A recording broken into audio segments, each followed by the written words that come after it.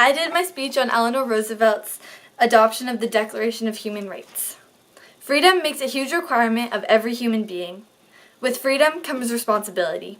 For the person who is unwilling to grow up, the person who does not want to carry his own weight, this is a frightening prospect. Eleanor Roosevelt, wife of Franklin D. Roosevelt, First Lady and human rights activist, was the first person to mutter these words. Eleanor Roosevelt was appointed as a delegate to the United Nations by Harry Truman, who had become president after Franklin D. Roosevelt's death. The United Nations Economic and Social Structure Sector created the Commission on Human Rights branch, and they established the Universal Declaration of Human Rights Drafting Committee, chaired by Eleanor Roosevelt in 1946. Only 1 year prior to the creation of this committee was the end of World War II. This Great War was the root cause for the push on human rights. Over the course of 2 years, they created what is now the Declaration of Human Rights.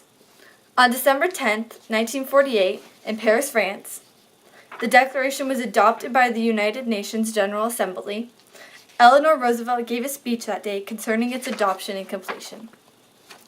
Over the course of her life, Roosevelt made drastic changes as a humanitarian and influenced the way the world looks at human rights.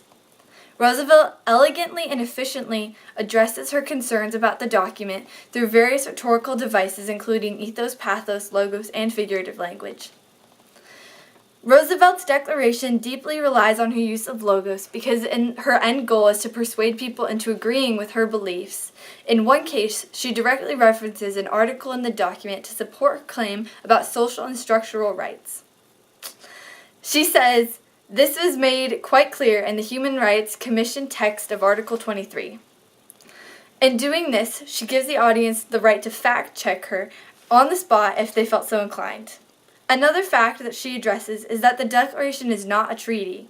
It is an international agreement, which is a key fact in understanding the document and its influence as a whole." Schmoop.com is one of the few websites that has commented on Roosevelt's speech. In regards to rhetoric, they only highlight her use of logos, but the author goes in depth about why logos is the driving rhetorical device in her speech and why she uses it. Roosevelt's use of ethos is also useful in winning her crowd over.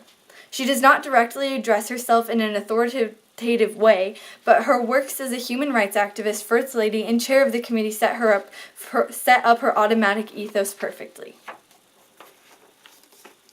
In the end of the speech, Roosevelt uses pathos to captivate her audience and bring her message home. She compares this Declaration of Human Rights to other important declarations other countries have made in the past. She also says this must be taken as a testimony of our common aspiration first voiced in the Charter of the United Nations to lift men everywhere to a higher standard of life and to a greater enjoyment of freedom. This very optimistic statement is huge for this time and place. This is huge for the time and place this speech was given because this is only 3 years after World War II, where people were dying left and right, and to many it seemed like there would be no hope after the war. But Eleanor Roosevelt is able to mend many concerns with this statement, reassuring the freedom of life itself for all people. Roosevelt does not use any logical fallacies in her speech. This document does not rely heavily on figurative language because the setting does not set an appropriate stage, although there are still some examples. One is when she compares this treaty to the Magna Carta, saying, "This declaration may well become the international Magna Carta of all men everywhere," which ties the end of her speech together and makes reassurance that this document is truly made for all people in every part of the world. Schmoop.com also commented on her use of comparing this document to the Magna Carta and how both symbolize a significant change in policy, and just as the Magna Carta said everyone was subject to the law, the Declaration said everyone was guaranteed basic rights. Eleanor Roosevelt's speech to the United Nations is effective through its use of logos, pathos, ethos, and figurative language.